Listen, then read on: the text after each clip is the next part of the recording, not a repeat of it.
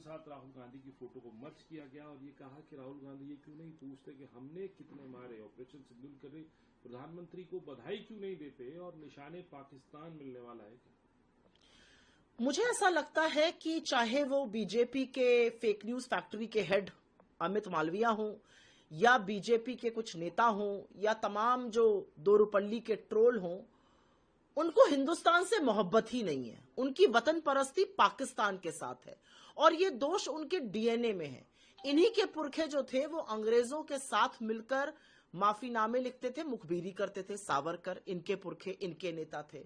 इन्हीं के पूर्वज और इनके बड़े आराध्य श्यामा प्रसाद मुखर्जी भारत छोड़ो आंदोलन के समय मुस्लिम लीग के साथ मिलकर Bihar, Bengal, North West Frontier Province और सिंध में सरकारें चला रहे थे। इनके नेता, इनके बड़े नेता अडवाणी जी जिन्ना की कब्र पर गए थे।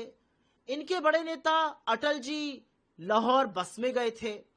इनके बड़े नेता मोदी जी लपके लपके लाहौर चले गए थे नवाज शरीफ का बर्थडे मनाने। इनके बड़े नेता जयशंकर जी सेना क्या ऑपरेशन करने वाली उसकी मुखबिरी कर रहे थे। इनके बड़े नेता मोदी जी ने यह नहीं देखा कि हमारी सेना कितनी आक्रामक थी और बड़ी कार्रवाई कर रही थी। उन्होंने अमेरिका के प्रभाव में आकर सीज फायर कर लिया। तो इनके नेता लोगों की जो पाकिस्तान परस्ती है वो दुनिया जानती है।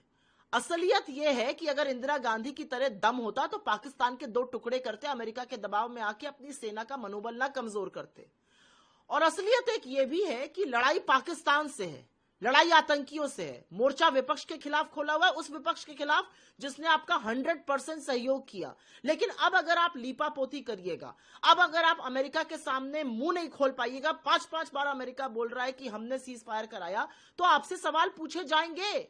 आपसे सवाल पूछे जाएंगे कि विदेश मंत्री के बयान का क्या मतलब है, क्यों हमने बताया हम आतंकी कैंपों पर हमला करने जा रहे हैं, क्यों हमने पाकिस्तान पे भरोसा किया, क्या हमने अपनी सेना को डेंजर में नहीं डाला। ऐसे बहुत सारे सवाल पूछे जाएंगे। लेकिन इन लोगों की हैसियत जो है वो विपक्ष से लड़ने की है।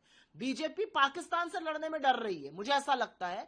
और विपक्ष के नेता के खिलाफ जो आप बोल रहे हैं वो पाकिस्तान से आपकी मोहब्बत दिखाता है। हम तो उस पार्टी के और उस विचारधारा के लोग हैं जिसने पाकिस्तान के दो टुकड़े करके बांग्लादेश को जन्म दिया था। आपकी वो हैसियत नहीं है। आपकी हैसियत है ट्विटर पे भद्दी फोटो लगाने की और बकलोली करने की।